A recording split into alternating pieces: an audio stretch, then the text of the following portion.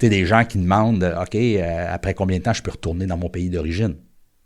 Ben, c'est parce que t'es un réfugié, t'es un demandeur d'asile. T'es pas censé retourner dans ton pays d'origine. Ta vie est supposée être en danger. Ouais. Puis là, tu en as parlé un peu, là, que c'est ça, maintenant, il est rendu avec un problème de contournement. Là. Tu veux-tu parler de ça? Parce que tu disais que c'était pas de même, v'là 30 ans. Tu sais, moi, je pense qu'on avait un bon système d'immigration, un bon système d'octroi d'asile.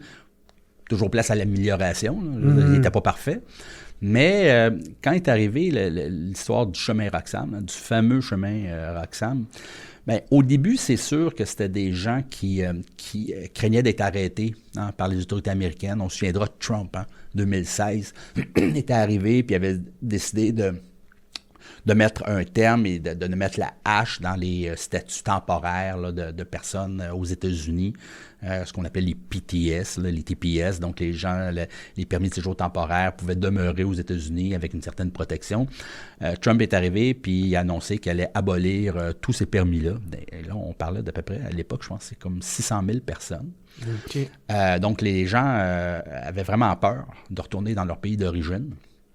Donc là, chercher une voie, chercher une solution. En étant aux États-Unis. Donc, c'est la voie la plus facile, bien évidemment, c'est le Canada. Puis là, ben, tu as eu le fameux tweet, on se souviendra, de Justin Trudeau. À ceux qui fuient la persécution, le Canada va vous accueillir. Donc là, les gens ont découvert le chemin Roxham. Le chemin Roxham, ben, si on se souvient, là, par les images qu'on a vues, c'est un bout de terre. Tu arrives, tu traverses, tu n'as même pas une clôture à franchir, là, c'est un petit fossé, tu traverses, puis tu es rendu au Canada. Et donc, de plus en plus de gens passaient. Et le gouvernement fédéral a vu que ça commençait à être un problème d'accueil de ces gens-là.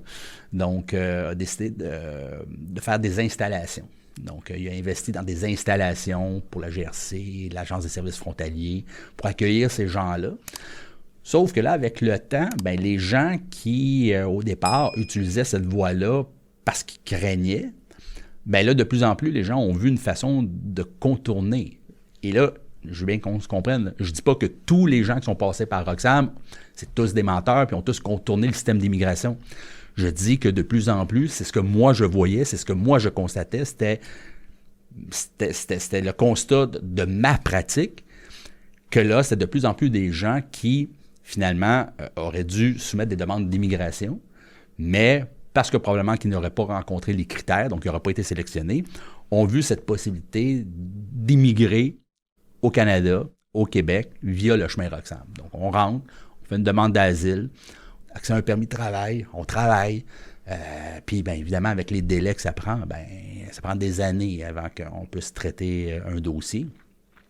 Donc, ces gens-là ont comme misé ou ont fait le pari que c'était peut-être plus la voie la plus facile pour eux, parce que bon, c'est pas tous des gens qui ont traversé les marécages puis la jungle passant là, pour arriver aux États-Unis. Tu as des gens qui étaient bien confortablement assis dans des cafés, qui ont entendu parler du chemin Roxham, qui ont décidé de prendre des billets d'avion dans leur pays d'origine pour les États-Unis, donc un visa de touriste.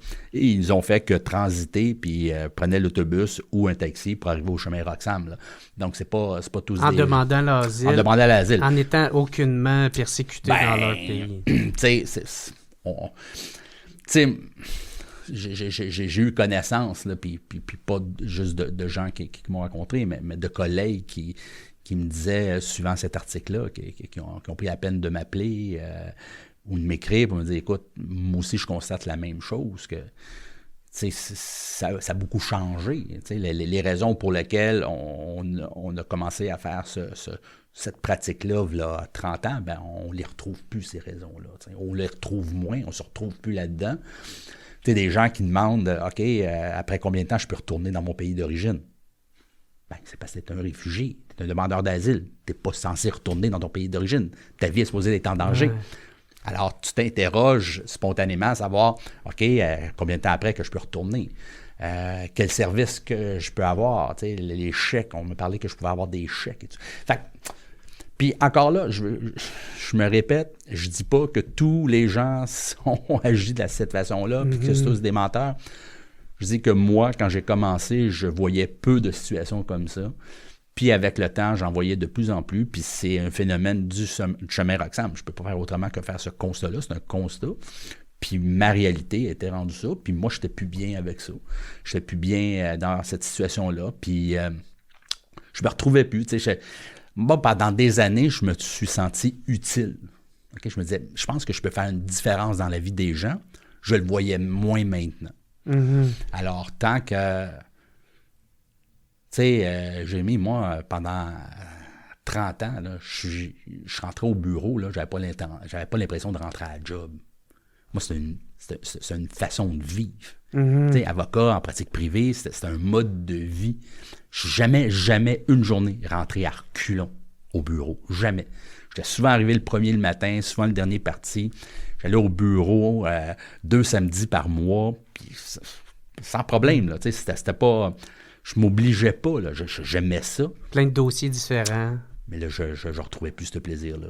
Là, j'ai commencé à entrer au bureau à reculons. Là, je dis non, c'est terminé. C'est pas vrai, je vais faire ça encore longtemps. Fait que j'ai pas fait ça contre quelqu'un, j'ai pas fait ça contre les gens. J'ai pas fait ça pour dénoncer le système. Moi, je n'étais plus bien là-dedans. Mm-hmm. Mais en même temps, il faut quand même prendre le pouls de c'est quoi ce système-là, là, où ce qui sont les failles. Si on fait juste se fermer les yeux en se disant hey, toi, es-tu en train de parler contre l'immigration? C'est quoi? T'es-tu raciste? Non, mais Chris, c'est quoi cette discussion-là? Là, mais malheureusement, quand on parle d'immigration au Québec, souviens-toi, les dernières années, dès qu'on parlait d'immigration, qu'on dénonçait un système, c'est ce qu'on se faisait taxer d'être xénophobe, raciste, anti-immigrant, alors que pas du tout. Tout ce qu'on souhaitait, puis tout ce qu'on souhaite, c'est d'avoir un système d'immigration cohérent, structuré, planifié, pour que justement les nouveaux arrivants soient accueillis dignement. Tu sais, comme j'ai tout le temps dit, à qui ça rend service si tu viens comme immigrant, je ne suis pas capable de traiter ton dossier dans des délais raisonnables. Je ne suis pas capable de t'offrir les services auxquels tu as droit. Qui en bénéficie? Personne.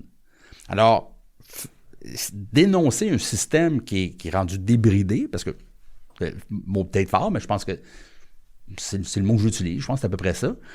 Ben, c'est pas d'être raciste, au contraire, c'est justement de faire en sorte que les gens qu'on va accueillir, on va le faire dignement. Puis tu sais, Ottawa a commencé justement à bouger sur cette question-là, entre autres des résidents temporaires, puis des demandeurs d'asile. Pas parce que le Québec dénonçait, le Québec a dénoncé depuis longtemps, c'est parce que là, les autres provinces canadiennes, eux ont commencé à dénoncer. Ouais. Hein? Les maires des villes ontariennes qui ont dit là, wow, ça commence à faire là, cette immigration-là. Le whoop, là, non, c'était plus des racistes. Eux, ils disaient la vérité. Eux, ils faisaient un constat. Puis c'est pour ça que Justin Trudeau, il a reculé aussi là, sur l'immigration. Il a reculé, mais sincèrement, je pense que le tort, il était trop tard. Le tort a été causé, puis on le voit avec la capacité d'accueil du Québec qui est dépassée. On voit tous les problèmes. Puis je ne dis pas que tous les problèmes que le Québec vit est causé par l'immigration. Non, mais si tu as une crise de logement, tout ce que tu fais, c'est que tu accentues ton problème. Mm-hmm. Ce n'est pas la cause. Mais non, c'est multifactoriel. Là, mais tu ne peux pas dire que ça n'a pas un impact, par exemple. Non, parce que moi, ceux qui disent que la crise du logement est causée uniquement par l'immigration, moi, je décroche. Mais ceux qui disent que l'immigration n'a aucun impact sur la crise du logement, je décroche aussi. Ben oui. T'sais? C'est ça, là. C'est multifactoriel, puis il y a plein de facteurs, puis il faut tous les prendre en considération là-dedans. Là, tu sais, quand les gens ne sont pas capables de se trouver des logements, ben les nouveaux arrivants aussi ne sont pas plus capables de s'en trouver des logements. Mm-hmm. Fait que, tu sais, quand je disais personne n'en sort gagnant, là, c'est exactement ça. Donc, retrouvons un système cohérent, structuré, planifié. Parce que c'est ça le maudit problème avec l'immigration. Depuis les 8 dernières années, avec la CAQ, pas trop bâcheux politique, là, mais c'est quand même ça le constat. On fait des planifications, on fait des consultations publiques pour planifier l'immigration, résidence temporaire, résidence permanente, puis on ne suit pas. On ne suit pas les planifications. On y va au gré du vent, au gré des sondages, 3 pas en avant, 4 pas en arrière, 1 pas de côté. Ça a été ça, l'immigration, depuis 8 ans avec la CAQ. What's up tout le monde? Ici Jer Alain pour vous dire un gros merci d'écouter et de suivre le What's Up Podcast. Vous pouvez m'aider en devenant membre Patreon. Il y a plein de sortes de forfaits. Il y en a à 3, il y en a à 4, d'autres à 15, puis d'autres à 25. En plus de m'aider financièrement, vous allez pouvoir voir les épisodes d'avance et pas besoin d'attendre qu'ils sortent en ordre chronologique. Devenez membre au patreon.com/whatsuppodcast. Sinon, gros merci tout le monde de me suivre, c'est super apprécié. Passez une excellente journée.